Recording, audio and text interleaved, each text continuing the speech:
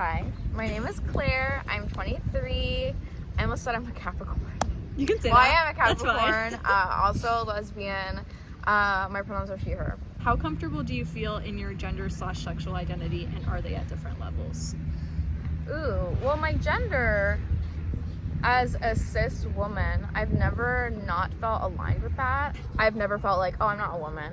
But I find myself, as I get older, not loving the whole, like, come on, ma'am. Hey, Queenie. I'm like, Yeah. Shut up. Like, you can say my name. Yeah. And sexuality, that for me is tougher just because I always knew from a young age that I liked girls. I remember in 3rd grade, I think it was the last day of 3rd grade, we were lined up at the door to leave, and I kissed my friend Alexis and ran out because I knew I wasn't supposed to do that, and I was freaking out. I only have ever seriously dated men. I started to question myself as a lesbian, like being a lesbian, June 2019. I broke up with my long-term boyfriend of 3 years, and I just, like, I wasn't getting anything from it. I was miserable. Yeah. I've always thought of myself as bisexual, but, you know, I've never, other than, like, making out with girls, like, I've never, like, been in a relationship with a woman or a feminine presenting person. I read the Lesbian Master Doc for the first time last year. Perfect. The equivalent of being 6 on the internet and be like, am I gay? I was like, okay, yeah, this every single thing on this virus-ridden Google document is making sense. Yeah. So I learned about what compulsory heterosexuality is, and I was like, wow, ain't that a thing? I think I'm most uncomfortable with it just because all of my family, with the exception of my, like, mom, brother, my dad, are very much homophobic. I don't ever feel like I would be comfortable enough that with them being present in my life, I could, like, never publicly, like, have a girlfriend. So I guess, like, I'm getting comfortable with it with myself. It's kind of like a large weight for me to bear. I always just thought, like, I was supposed to get married to a man, have children, be a housewife, basically. And, like, having to unravel that within, I mean, it hasn't even been a year yet. With just, like, figuring out, like, I'm probably a lesbian. So, probably, I don't know. If you ask, that's what I tell them. But, you never know. So, I don't know. I guess I'm comfortable with it, just depending on the setting. Yeah. Like, I wouldn't ever talk about anything like this to my extended family, ever. Unless one of them were to be like, I'm gay, don't tell anyone. Yeah. Which in that case, I'd be like, oh, you know, I won't tell if you don't tell. Like, we're good. Yeah. So, did that answer your question? Yeah. Okay. Yeah. Okay. What was the coming out process like for you? Do you feel like the support you had at the time, or lack thereof, affects how comfortable you are expressing your gender or identity today? Yeah, so like I mentioned, I came out very suddenly. It wasn't something I was prepared to do. It wasn't something that I had planned on doing. And I mean, I felt supported by my friends. I think I only have one friend who is kind of just confused, just because I've known her for so long, and she's only ever seen me with men. As far as from family, I mean, I don't think I would be supported from them by the majority of my extended family.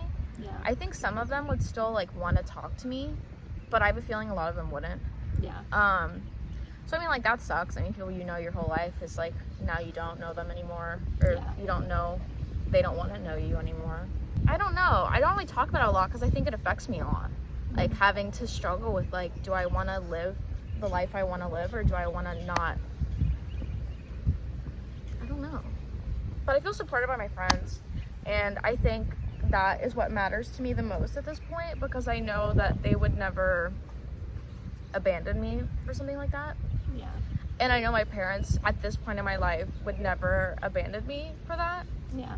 So it is what it is. If I meet someone and I decide that, you know what, like, who gives a fuck? I want them to be in my life forever. You can like it or you don't, and you just have to live with that. I sometimes like to think, like, maybe if I did come out to them, like, eventually they would come around because they would want to see me. But then I think about the reality of, like, would they rather, in their eyes, would they rather go to heaven, or would they rather talk to their lesbian granddaughter? Like, Yeah. How do your friends, family, peers, loved ones, community support you now, and are there ways you wish they would support you instead? When it comes to support with sexuality, I don't have any qualms with my friends. I want to say at all. I need them to stand up for me, or we're gonna have a problem. So that is what I would need from them. If someone was like, "Aw, your dyke daughter," I think my dad would be like, "Let's fight." Hold on. I'd be like, "I don't play. No, Yeah. let's go outside." Yeah. Like, I guess just support from extended family, just like any support at all. Even being like, you and your girlfriend can come to this event. Yeah. That is like all I'm asking is tolerance from extended family. Not even like a warm welcome, just tolerate my relationship. How do you express your gender/sexual identity at home, with friends, or in your community?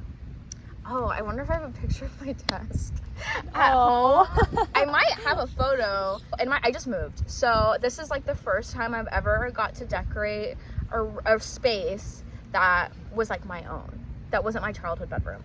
Yeah. So I have my desk and my computer, and I have like Funko Pops, and like I have a plant, I have photos, and then the wall behind it is like Phoebe Bridgers, Lucy Dacus, Portrait of Ariana Grande, Mitski, we got Lord in there. So it's like, to me, that is like a very, not like a, oh, my favorite artist. Like, those are my bitches on the wall.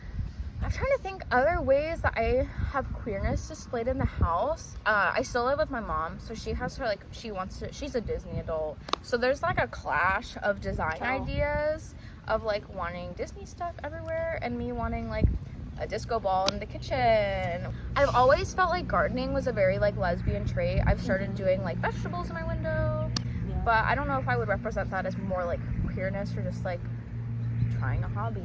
You could be gardening in a lesbian way. Yeah, there is that for sure. That's so lesbian of me. Everything I do, but in a lesbian way though. It's in a lesbian way. And I have Crocs, Kermit, cross-stitched Kermit bag that my friend's mother made for me. Compostable chapstick, pepper spray. That's more of a feminine presenting, not necessarily queer thing. Right. The closet is glass. The closet is glass. I think wearing like sleeveless tops and armpit hair for sure is a big one. I feel like that is something I've had to get over. Totally, because I've always been taught like hairless. I debated wearing a cardigan to like cover, and I'm like, for one, I'm just gonna be with Sarah. For two, we're outside. It's hot. And it's hot. Yeah. Why would I do that? Why would I not want to be comfortable? Right. And then it's the added layer of like being plus size and like wearing things that are revealing because you're taught to cover up. The double of like having larger arms and armpit hair. So that is definitely, I think, more of a queer accepted thing, and not like a societal, we accept women or feminine people or feminine presenting people with armpit hair, because we absolutely don't. How do you look for gender/sexual identity in other people? Like, what do you like clothes. Look at somebody and identify immediately? Clothes, totally. I've seen people be like dressing like a bus driver or like middle school gym teacher. I know that's a gay person or an elderly person. Mullets. Oh my god, the fact that shags are now like popular, I'm like, this is the most confusing shit ever. So definitely clothes, hair, shoes. If I see someone with Crocs, I know. Like if someone were to walk up and be like, I love Lucy Dacus, I'm like, well, I know you're some sort of queer. Did you grow up in church? Okay. Gardening, cross-stitching. I was cross-stitching in quarantine and still was like, maybe I like men. No. How has your gender/sexual identity or expression grown and changed over time?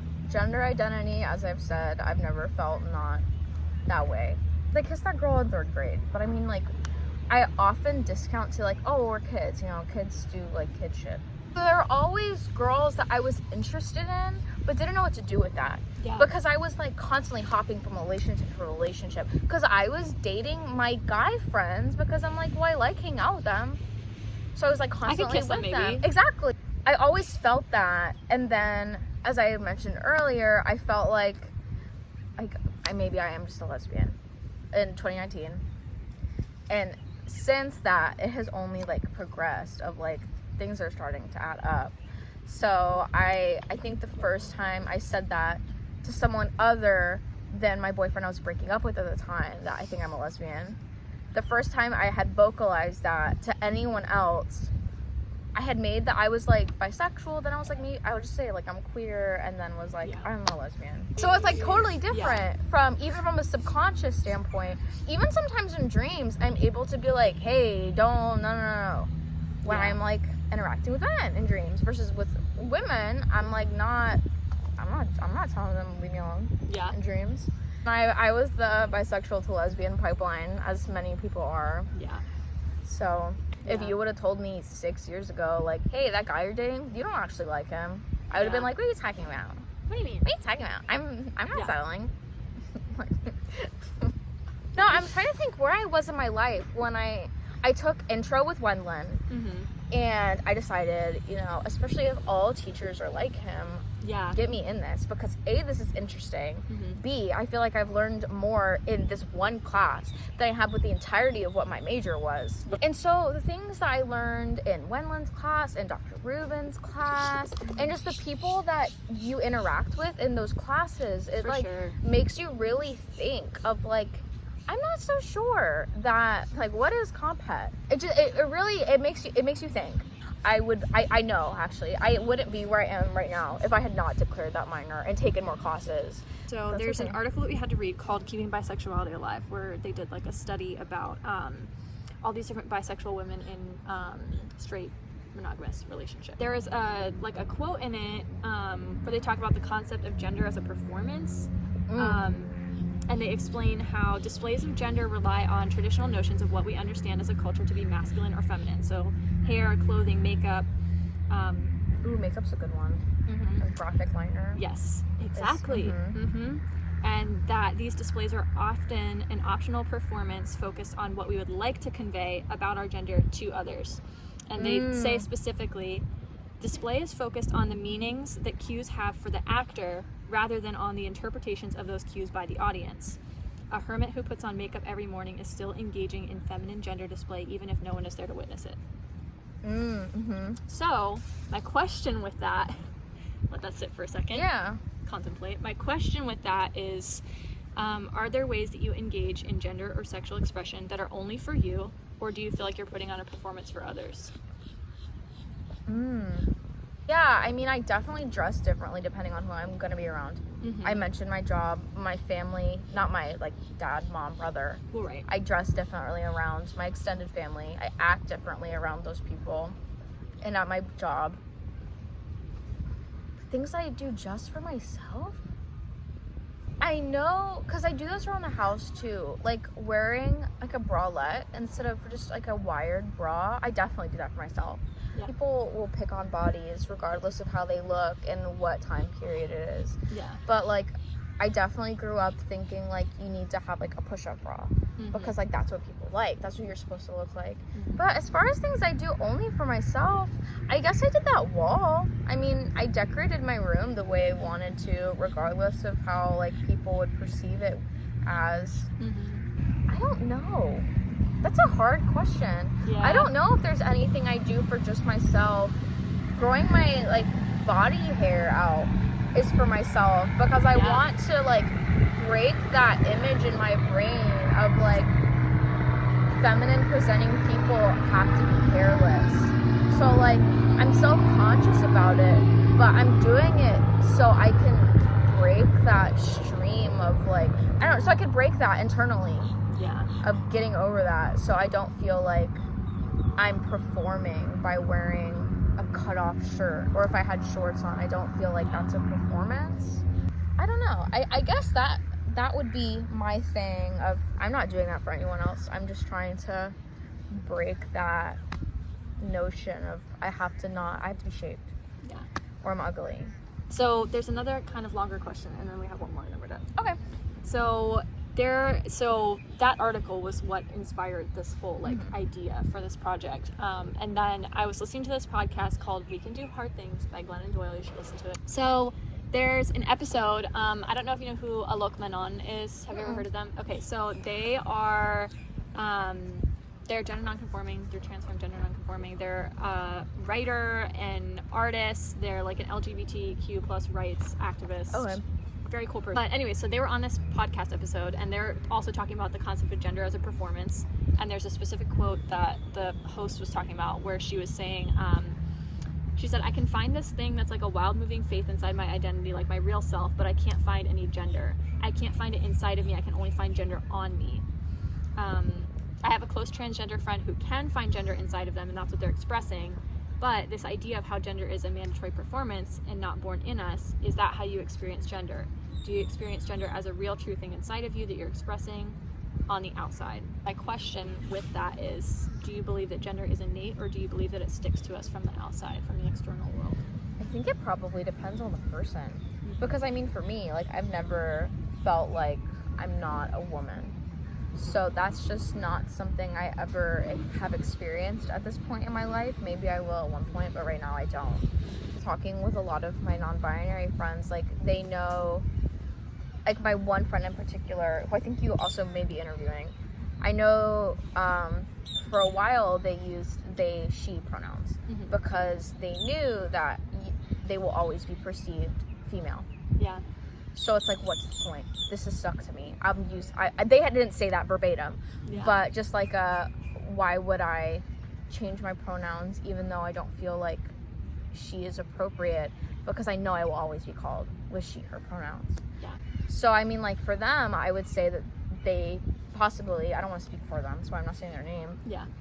That perhaps their answer will be like, they feel like it's stuck to them in not necessarily a good way. So I don't know. I think it depends on the person, because I feel like in a way, like, I mean, people will always perceive me as a woman, but I mean, so do I. So I don't see it as an issue that it's stuck to me, because I don't have an issue with people being like, oh, that's a girl, because I'd be like, that's correct. One last question. It's not a real question. It's just funny, and I think maybe you specifically will enjoy it. The podcast episode, it's like a 2-part episode because it was very long. Okay. They're very chatty. So in the second episode, they say this really beautiful quote. Alok specifically says this quote that I would like your thoughts on. They say, I'm not a woman, I'm a Muppet. And how does that resonate with you specifically? How does that resonate with me?